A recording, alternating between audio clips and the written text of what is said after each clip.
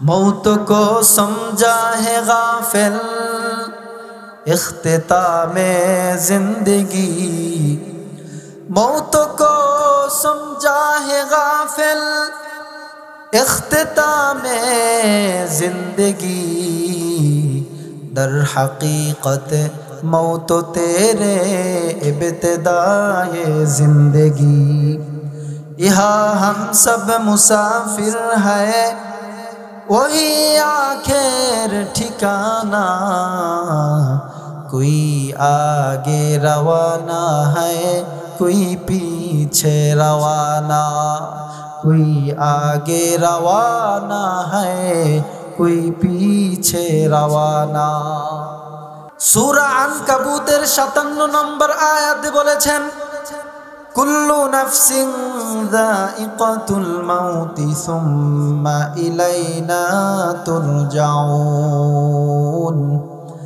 अल्लाह पाक रब्बुल आलामीन बोलेन प्रतिटा नफ्स प्रतिटा जीवन मृत्युर स्वाद आस्वादन करबे, एरपरे तोमरा आमी आल्लाहर काछे फिरे आसते हबे।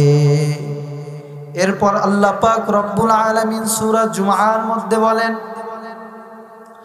अल्लाह पाक रब्बुल आलामीन बोलছেন कुल इन्नल मौतल्लज़ी तफिर्रूना मिन्हु फाइन्नहु मुलाक़ीकुम।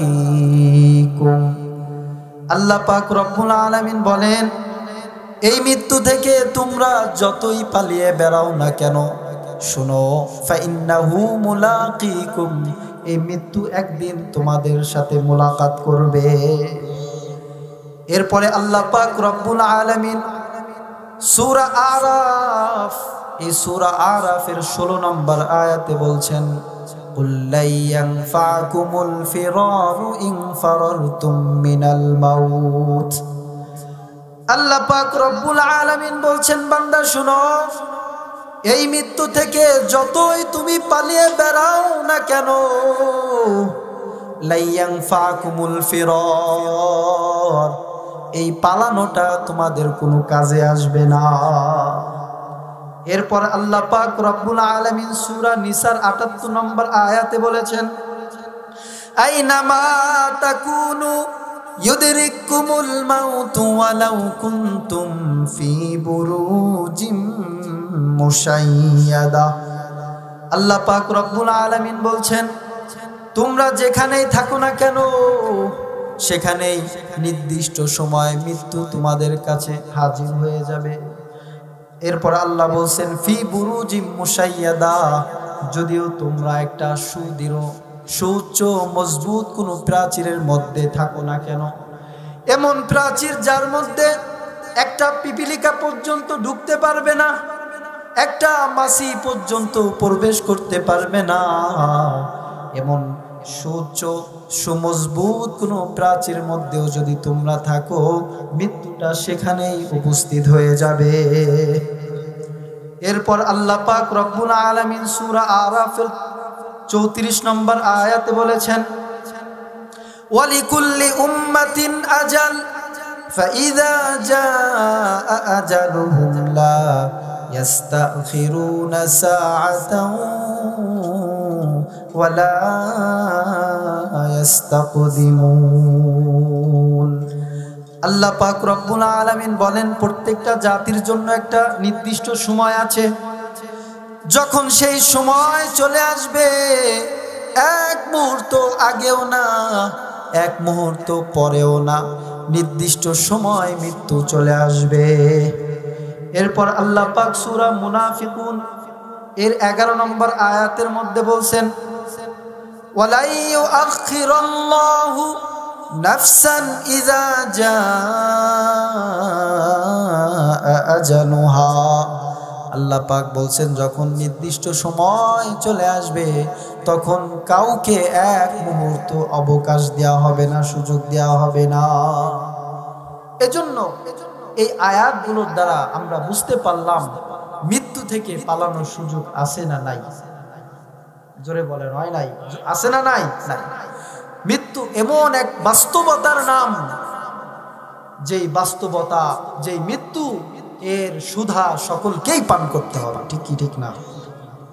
এজন্য বিশ্বের বড় বড় বিজ্ঞান তারা আবিষ্কার করেছে, প্রযুক্তি আবিষ্কার করেছে, উন্নত মানের আপনার প্রযুক্তি, যেমন ওয়াটার প্রুফ ঘড়ি আছে না নাই, ওয়াটার প্রুফ মোবাইল আছে না নাই, ওয়াটার প্রুফ বাড়িও আছে, ওয়াটার প্রুফ গাড়িও আছে। কিন্তু মুআজ্জাজ মুহতারাম, কখনো কি আপনারা শুনেছেন ওয়াটার প্রুফ মৃত্যু আবিষ্কার কেউ করেছে? নাম শুনেছেন? এটা সম্ভব নয়, কেউ পারবে না। ওয়াটার প্রুফ মৃত্যু, মৃত্যু থেকে আত্মরক্ষার জন্য, বাঁচার জন্য এই পৃথিবীতে কেউ কোনো যন্ত্র আবিষ্কার করতে পারে নাই। কথা বলেন ঠিক ঠিক? কেউ পারে নাই, পারবেও না। এজন্য মুআজ্জাজ মুহতারাম, হযরতে সুলাইমান আলাইহিস সালাতু ওয়াস সালাম একজন নবী ছিলেন। আপনারা তার নাম শুনেছেন কিনা? হযরতে সুলাইমান আলাইহিস সালাম একদিন এরকম ভাবে আলোচনা করতেছিলেন, এমন সময় একজন আগন্তুক আসলো। আগন্তুক এসে হযরত সুলাইমান আলাইহিস সালামের সঙ্গে কথাবার্তা শুরু করে দিল, আলাপচারিতা করতে লাগলো। পাশেই বসা ছিলেন একজন ওজির, একজন মন্ত্রী। মুআজ্জাজ মুহতারাম, আগন্তুক হযরত সুলাইমান পয়গম্বরের সাথে কথা বলে, কিন্তু আর চোখে ওই মন্ত্রীর দিকে বারবার তাকায়। মন্ত্রী এই তাকানোটা দেখে ভয় পেয়ে গেল, তার শরীর কাঁপতে লাগলো। আগন্তুক কথাবার্তা শেষ হওয়ার পর চলে গেল। চলে যাওয়ার পর ওই মন্ত্রী জিজ্ঞাসা করলো, এ আল্লাহর নবী সুলাইমান, এই লোকটাকে, এই আগন্তুককে আমি জীবনে কখনো এর পূর্বে দেখি নাই, এই লোকটাকে। হযরতে সুলাইমান আলাইহিস সালাম তখন বললেন, এ উজির শুনো, এই আগন্তুক দুনিয়ার কোনো মানুষ নয়, এই আগন্তুক হলো মালাকুল মাউত, মৃত্যুর ফেরেশতা। জোরে বলেন কে? মৃত্যুর ফেরেশতা। মুআজ্জাজ মুহতারাম, তখন এই মন্ত্রী বলতেছে, এ সুলাইমান পয়গম্বর, আমার খুব ভয় হইতেছে, আপনি আমাকে এখান থেকে হাজার হাজার মাইল দূরে একটা সাগরের মধ্যে দ্বীপ আছে, ওই দ্বীপে যেখানে মানুষের কোনো ছায়া পড়ে নাই, পা পড়ে নাই, ওখানে রেখে আসেন। আপনাকে আল্লাহ রাব্বুল আলামিন এমন শক্তি দিয়েছেন যে এই বাতাসকে আপনার অনুগামী করে দিয়েছে, তাবে করে দিয়েছে। বাতাসকে নির্দেশ দেন, বাতাস যেন আমাকে সেই হাজার হাজার মাইল দূরে অবস্থিত দ্বীপে রেখে আসে। হযরতে সুলাইমান আলাইহিস সালাম তখন বাতাসকে নির্দেশ দিলেন, বাতাস সেই উজিরকে উড়িয়ে উড়িয়ে ওই দ্বীপে রেখে আসে।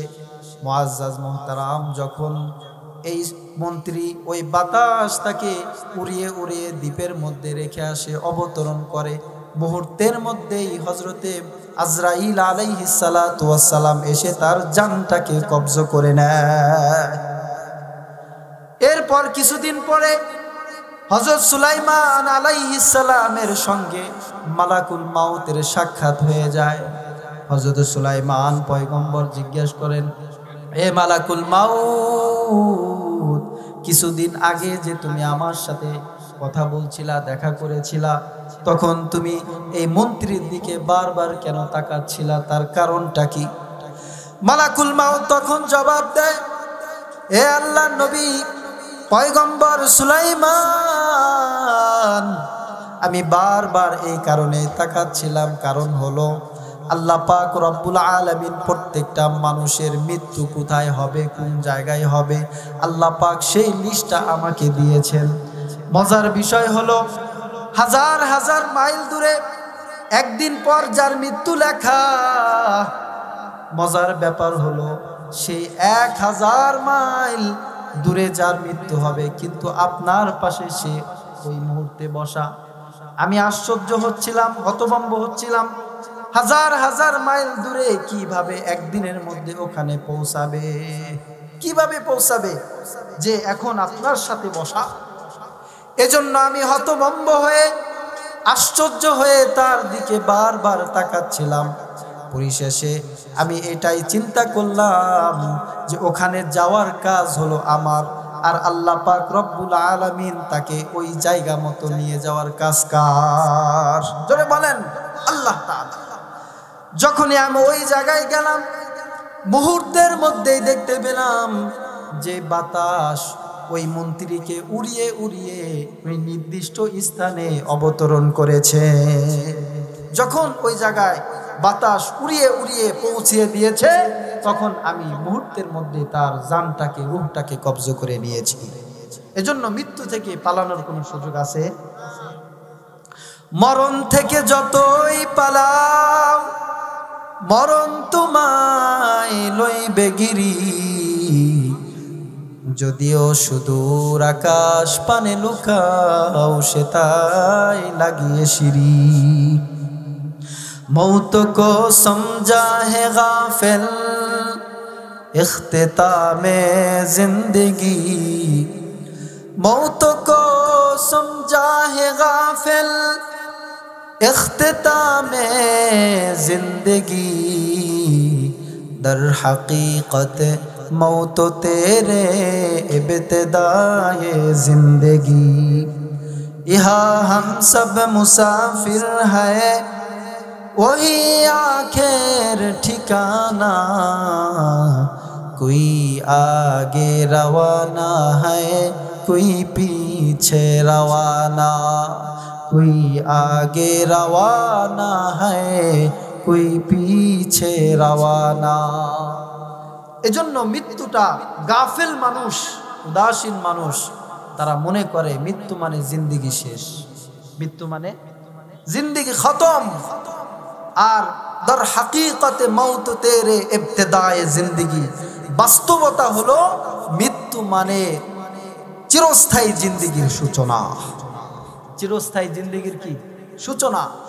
এটাই হলো বাস্তবতা।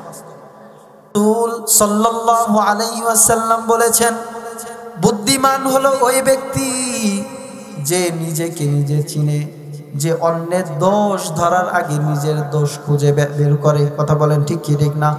ওয়া আমিলা লিমা বাদাল মাউত, এবং মৃত্যু পরবর্তী জিন্দেগির জন্য আমল করে। এই হলো বুদ্ধিমান।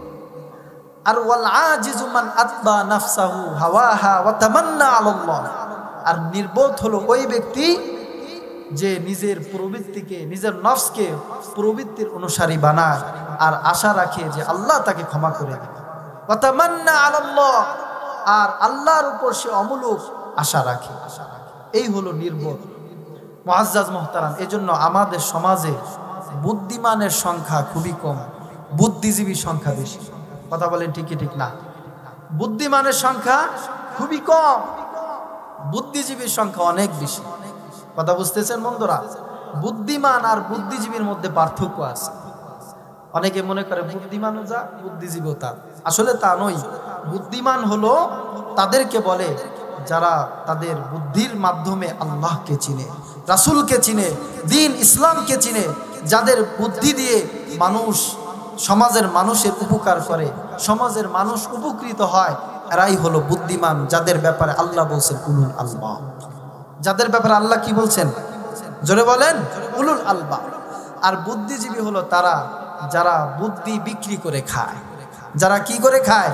বুদ্ধি বিক্রি করে খায়, এবং এদের বুদ্ধির মাধ্যমে মানুষ ক্ষতিগ্রস্ত হয়, সমাজে কারো কোনো উপকার আসে না। এরা হলো বুদ্ধিজীবী। এরকম বুদ্ধিজীবীর সমাজে লোকের সংখ্যা কম না বেশি? বেশি না কম? বেশি।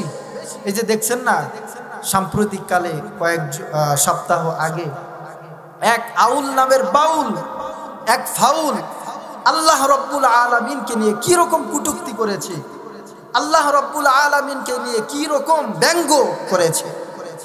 আল্লাহ তাআলার এই কোরআনের একটা সূরা, সূরাতুন নাস, এই সূরাতুন নাসকে নিয়ে কি রকম অপব্যাখ্যা করেছে। বলে যে আল্লাহ আমাদেরকে নাচতে বলছে। কি বলছে? নাচতে বলছে। এই যে সূরা নাস, কুল আউযু বিরাব্বিন নাস, মালিকিন নাস, ইলাহিন নাস, মিন শারিল ওয়াসওয়াসিল খান্নাস, আল্লাযী ইউসু ফি সুদুরিন নাস মিনাল জিন্নাতি ওয়াল ইনস। নাউযুবিল্লাহ পড়েন না সবাই। এই সূরাটা আমি চ্যালেঞ্জ করে বলছি, এই আউল নামের ফাউল, এই বাউলের গোষ্ঠীরা যদি কোরআনের এই একটা সূরা, সূরাতুন নাস সহি করে পড়তে পারে, আমি জীবনে কখনো মাইকের সামনে আসবো না। কথা বলেন ঠিকই ঠিক না? সূরা নাস তারা সহি করে পড়তে পারে না, অথচ তারা কোরআনের ব্যাখ্যা করতে দুঃসাহসিত। কোরআনে কারীম অস্বীকার করার দরকার নাই। কোরআনের একটা থেকে একটা আয়াত কোনো ব্যক্তি যদি অস্বীকার করে অথবা তার তাহরিফ করে, অপব্যাখ্যা করে, অথবা এই আয়াতকে নিয়ে ঠাট্টা করে, উপহাস করে, সাথে সাথে সে বেঈমান হয়ে যাবে। কি হয়ে যাবে? বেঈমান হয়ে যাবে। আদম শুমারিতে সে মুসলমান থাকতে পারে, প্রকৃতপক্ষে সে আউল নামের ফাউল, অর্থাৎ সে বেঈমান, সে টাটকা কাফের। কথা বলেন ঠিক ঠিক। এবং তাদের যারা সাফাই গাবে, তাদের যারা সাপোর্ট করবে, তারাও ফাউল। কথা বলেন ঠিক ঠিক না? আজ তারা বলে যে তারা যে এই কোরআনে কারিমের আয়াতের অপব্যাখ্যা করছে, আল্লাহকে নিয়ে কটূক্তি করছে, এটা বলে তাদের বাক স্বাধীনতা। জোরে বলেন নাউজুবিল্লাহ। এটা বলে তাদের বাক স্বাধীনতা। তাহলে আমরাও পরিষ্কারভাবে ঘোষণা দিতে চাই, এই সমস্ত আউল আর ফাউলকে যখন আমরা পাবো, যে অবস্থায় পাবো, আমরা সাথে সাথে পিটায় এদেরকে মামুবাড়ি দিল্লি পাঠায় দেব। এটাও আমাদের বাক স্বাধীনতা। জোরে বলেন ঠিক ঠিক না? এটা আমাদের বাক স্বাধীনতা। এজন্য মুআজ্জাজ মুহতারাম, এটা আমাদের মনে রাখতে হবে। এমনিই ভাই গুনাহ করতেছি, হাজার হাজার গুনাহ, এমনিই গুনার কারণে ভয় হয়, না জানি ধরা খেয়ে যায়, না জানি এই কবরে আযাব থেকে আমরা এরকম ভাবে, আল্লাহ যদি আমাদের মাফ না করেন তাহলে রেহাই নাই, মুক্তি নাই। কথা বলেন ঠিকই ঠিক না? এমনি আমরা ভয়ে থাকি। আর এই সমস্ত আউল ফাউল কেমনে আল্লাহকে নিয়ে বলে যে আল্লাহর কথা আমি বুঝি না, আমার বুঝে আসে না, আল্লাহর কোনটা মাথা আর কোনটা, ওটা আর বলতে পারতেছি না, ওটার মুখে আসতেছে না। আল্লাহ এদেরকে হিদায়াত দান করুক। হিদায়াত না থাকলে এদেরকে আল্লাহ ধ্বংস করে দিক। জোরে বলেন আমিন। মুআজ্জাজ মুহতারাম, আল্লাহ পাক রব্বুল আলামিন দেখেন, এই মৃত্যু এটা এমন একটা বাস্তবতার নাম। আমার আব্বু গত বছর এই মাহফিলে আসছিলেন, অনেকে আপনারা দেখেছেন, ঠিক না? গত বছর আমার আব্বু এই মাহফিলে আসছিলেন আমার সাথে। ওই দিন সকালবেলায় আমার আব্বু বলছিলেন যে বাবা, আজকে তোমার সাথে ওয়াজে যাব, তোমার আলোচনা শুনবো। আমি খুব খুশি হয়ে গিয়েছিলাম যে আমার আব্বু আমার সাথে যাবে। কিন্তু আজকে আমি আছি, আপনারা আছেন, এই মাহফিল হইতেছে, কিন্তু আমার আব্বু নাই। এজন্য আপনাদের কাছে আমি আরজি, আপনাদের কাছে একটা অনুরোধ, আপনারা সবাই আমার আব্বুর জন্য দোয়া করবেন, যেন আল্লাহ তাআলা তার কবরটাকে নূরে মুনাওয়ার করে দেন। সবাই বলেন আমিন। আল্লাহ রাব্বুল আলামিন পবিত্র সূরা বনি ইসরাইল, এই সূরার 85 নম্বর আয়াতের মধ্যে আল্লাহ পাক রব্বুল আলামিন বলেন, ওয়া ইয়াসআলুনাকা আনির রূহ কুলির রূহু মিন আমরি রাব্বি ওয়া মা উতিতুম মিনাল ইলমি ইল্লা কলিলা। আল্লাহ পাক রব্বুল আলামিন বলেন, নবীজি, লোকেরা আপনাকে জিজ্ঞাসা করে রূহ কি জিনিস, রূহ সম্পর্কে আপনার কাছে জিজ্ঞাসা করে, রূহ এটা আবার কি জিনিস, আত্মা কি জিনিস। আপনি তাদেরকে বলে দেন, বেশি কিছু বলার দরকার নাই। কুলির রূহু মিন আমরি রাব্বি, রূহটা হচ্ছে আমি আল্লাহর একটা নির্দেশ মাত্র। জোরে বলেন কি? রূহটা হচ্ছে আল্লাহ পাকের একটা নির্দেশ মাত্র। এজন্য মুআজ্জাজ মুহতারাম, জীবনের মালিক কে?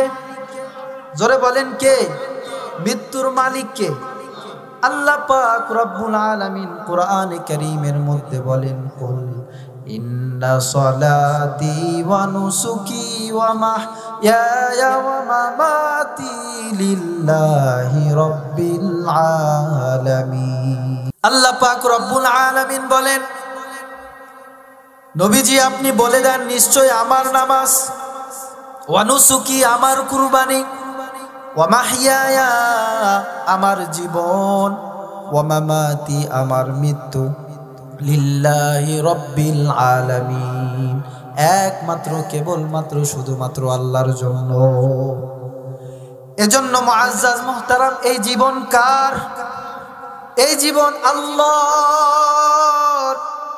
এজন্য এই জীবন যদি কোনো নেতার পিছে দৌড়াও, কোনো নেতার নামে যদি স্লোগান দিয়ে জীবনটাকে কাটিয়ে দাও, তাহলে কিয়ামতের ময়দানে এর হিসাব আল্লাহর সামনে দিতে হবে কি হবে না?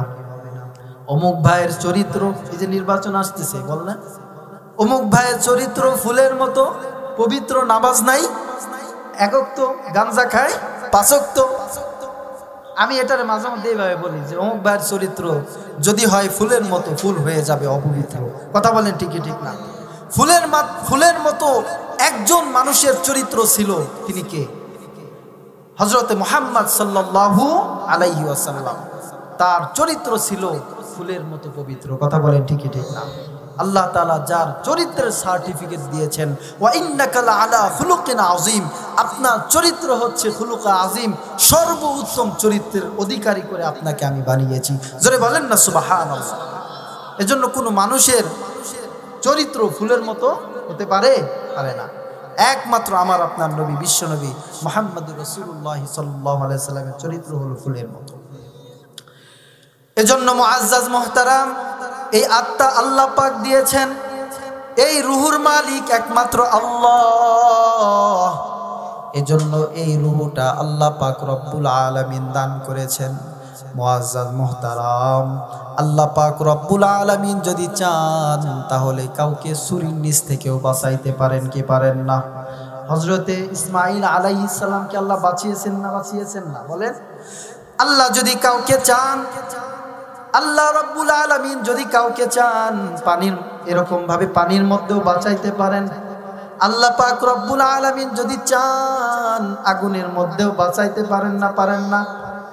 হযরতে ইব্রাহিম আলাইহিস সালাতু ওয়াস সালামকে যখন নমরুদ এবং ওই জামানার সবচেয়ে বড় বড় মোড়লরা, ক্ষমতাধররা একটা অগ্নিকুণ্ড বানিয়েছে, এরপরে এর মধ্যে হযরতে ইব্রাহিম আলাইহিস সালাতু ওয়াস সালামকে যখন নিক্ষেপ করলো, মুআজ্জাজ মুহতারাম, আল্লাহ পাক রব্বুল আলামিন সাথে সাথে আগুনকে বলল, কুলনা ইয়া নারু কুনি বারদাও ওয়া সালামা আলা ইব্রাহিম। আল্লাহু আকবার। আল্লাহ পাক রব্বুল আলামিন বলছেন, এ আগুন, তুমি এরকম ভাবে ঠান্ডা হয়ে যাও, কুনি বারদা, ঠান্ডা হয়ে যাও, ঠান্ডা। এমন ঠান্ডা হবে না যাতে বরফ হয়ে যায়, আইস হয়ে যায়, এমন ঠান্ডা হওয়া যাবে না, বরং সালামা, শান্তিদায়ক, আরামদায়ক ঠান্ডা হয়ে যাও। আল্লাহু আকবার। আলা ইব্রাহিম, ইব্রাহিমের উপর। এজন্য আল্লাহ যদি কাউকে বাঁচাইতে চান, আগুনের মধ্যেও আল্লাহ বাঁচাইতে পারেন কি পারেন না? এজন্য মুআজ্জাজ মুহতারাম, আল্লাহ পাক রব্বুল আলামিন যদি কাউকে বাঁচাইতে চান, পানির মধ্যেও বাঁচাইতে পারেন। জোরে বলেন, পারেন কি পারেন না?